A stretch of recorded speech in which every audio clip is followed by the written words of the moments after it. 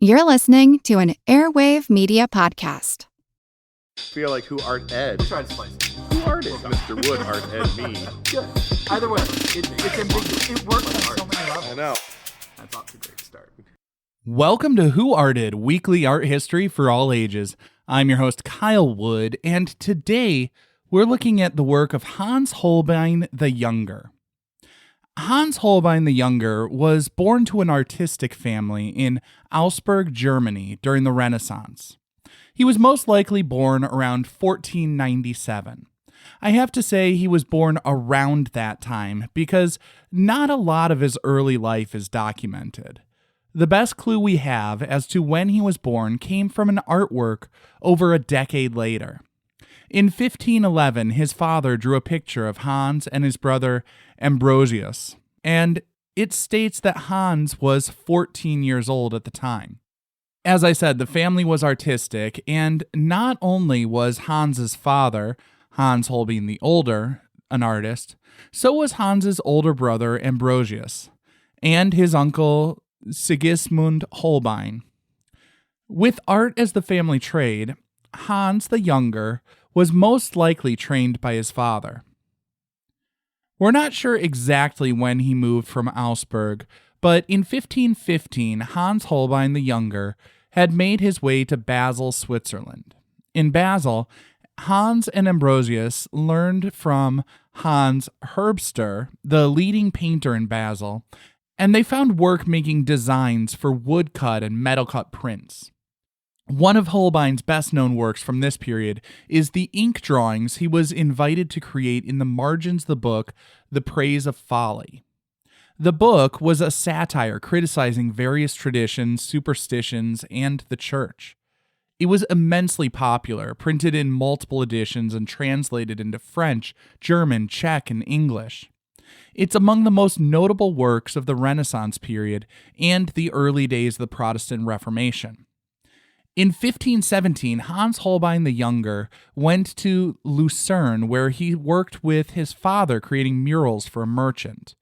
As I said, there aren't tons of records from this period, but we do know that on December 10th, 1517, he was fined for fighting in the street with a goldsmith named Caspar.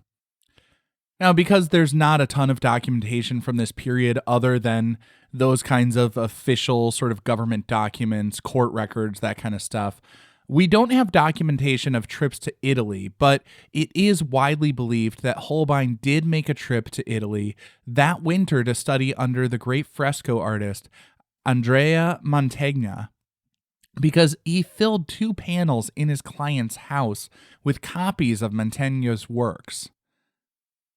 One thing we do have documentation of, though, is that on September 25th, 1519, he was in Basel and he became a master in the Painters Guild. He was rather successful, actually very quickly, receiving municipal and private commissions for portraits, religious scenes, and altarpieces. As the Reformation took hold in Basel, it became a bit more difficult to earn a living as an artist. The church had been a major patron of the arts for a long time. In 1526, Holbein went to England in the hopes of finding more work. Sir Thomas More introduced Holbein around, and he worked primarily as a portraitist, painting various intellectuals in More's social circle. In the 1530s, Holbein, and for clarity, basically for the duration of this episode, when I say Holbein, I'm talking about Hans Holbein the Younger. He began working for Henry VIII, so I think it's fair to say his talents were appreciated in England. Although there was one famous instance where being Henry's royal portrait artist had to be rather uncomfortable. In 1539, Henry VIII was preparing to marry Anne of Cleves.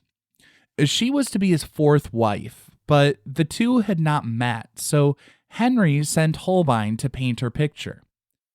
He instructed Holbein to not be flattering, but to paint an accurate representation of the prospective bride. Then, when Henry finally met Anne in person, he is said to have complained that she was nowhere near as good-looking as her picture. Charming. I guess to make it even worse, he'd also made Holbein paint a picture of her younger sister, because in Henry's mind, the two of them were interchangeable as prospective brides. I have to imagine it must have been really uncomfortable for Holbein to be essentially accused of catfishing the king, but all in all, it worked out well enough. Henry and Anne went through with the marriage, but then divorced, and she was allowed to live, which is better than some of the other former wives of Henry VIII, and she was also given some property and a generous payment. While he appears to have been a terrible husband, it seems like he wasn't such a bad ex-husband. The two became friends, and he decreed that she have precedence over all women except for his current wife and daughters. While the royal portrait commissions were obviously prestigious, today I think Holbein is best known for his painting The Ambassadors from 1533. So after a quick break, we're going to focus on that painting.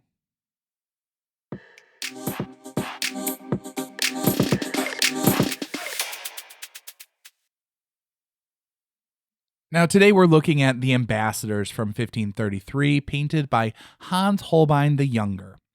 The Ambassadors is a life-sized double portrait filled with curious details, various symbolic objects for us to unpack. Now, first of all, let's look at the subjects. In this painting, we see two men standing on either side of a table strewn with objects like a globe, a lute, a hymn book, various celestial maps and instruments. The two men are ambassadors. The man on the left is Jean de Dintville. He was the visiting ambassador from France. Now, Dintville was actually very unhappy to have had to extend his stay in England, but King Francis I of France had made him stay to see Henry VIII's wedding and the birth of Henry's daughter Elizabeth. Francis was her godfather.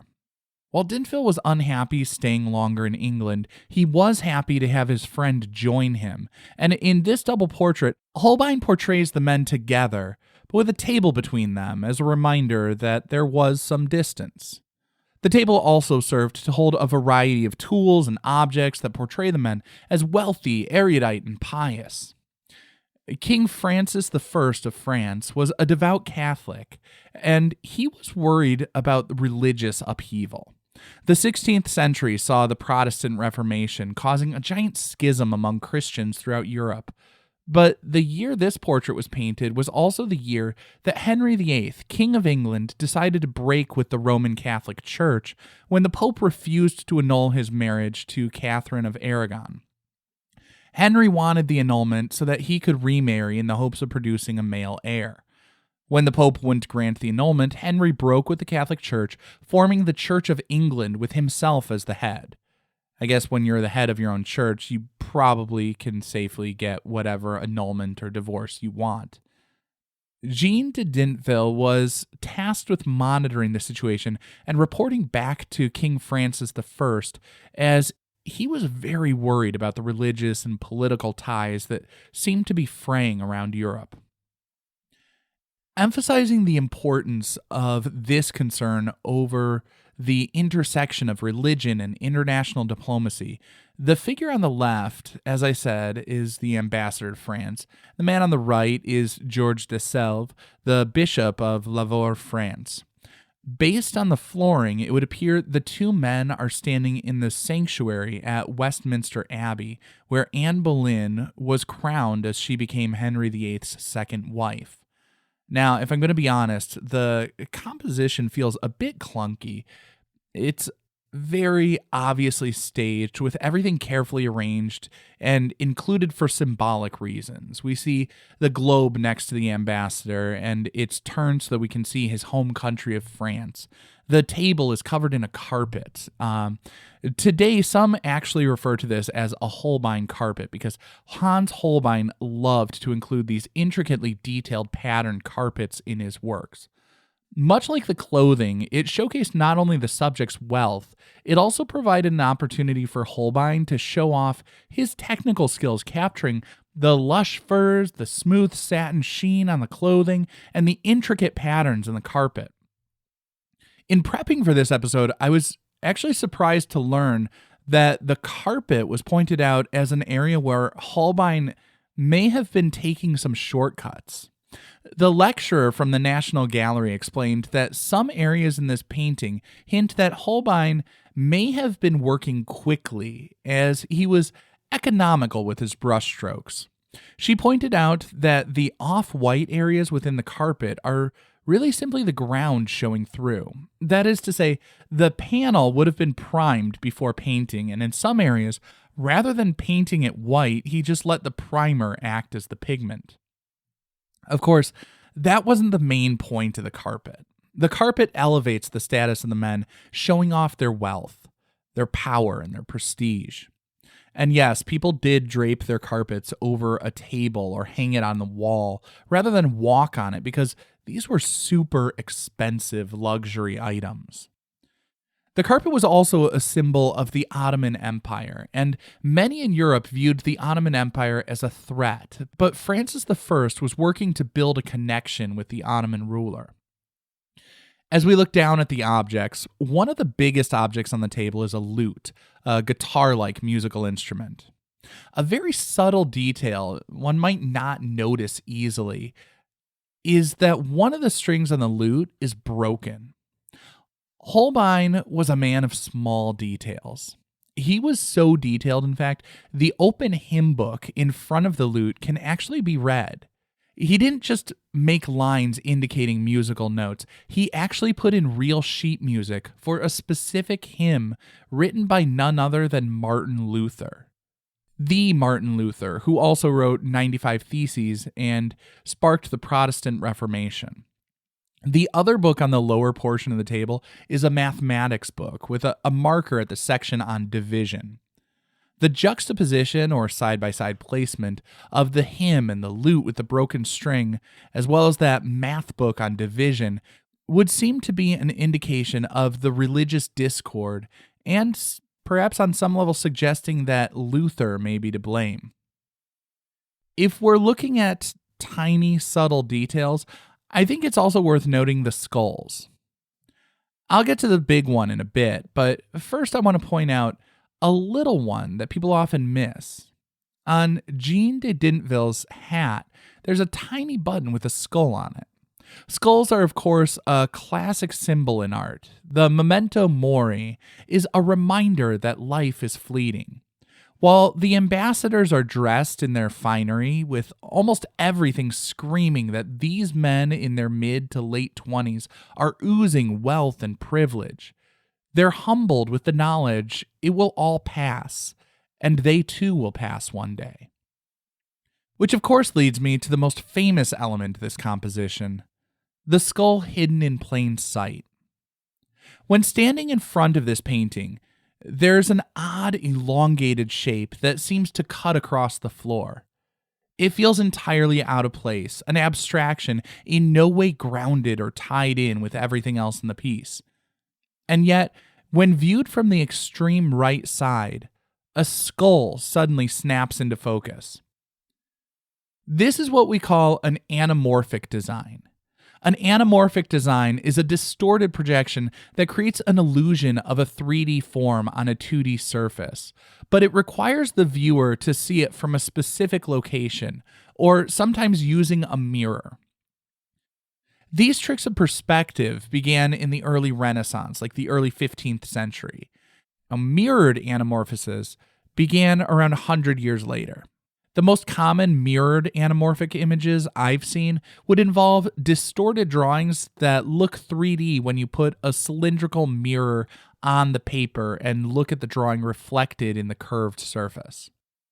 In the ambassadors, we see an anamorphic design playing with perspective, meaning we don't need any special device. We simply need to look at it from the right angle. Now, if I'm being honest, a lot of anamorphic designs feel like a cheap gimmick, but I think this one stands out because it's thoughtfully applied. The skull has long appeared in artworks as a symbol of mortality and a reminder of the ephemeral nature of all things, including life itself. As the viewer shifts from the typical frontal view of this painting to the side view, the men, the table, the objects, and all those luxurious clothes and carpets fade away, leaving us with just the skull. In The Ambassadors, Holbein presents the symbol of mortality as the specter that looms, ever present, though sometimes difficult to make sense of. It can feel like an odd intrusion disrupting a picture carefully and beautifully constructed. But if we shift our view a little, we can see that nothing lasts forever. Life and the world are constantly changing, but there can be a beauty in that too, if we can bring ourselves to look at it from just the right perspective. This concludes this week's episode of Who Arted, part of the Airwave Media Podcast Network. If you found this tolerable, please leave a rating or review on your favorite podcast app. You can find images of the work being discussed this week and every week on social media at Who Arted Podcast on Twitter, Instagram, and TikTok, and of course on the website whoartedpodcast.com. Podcast done.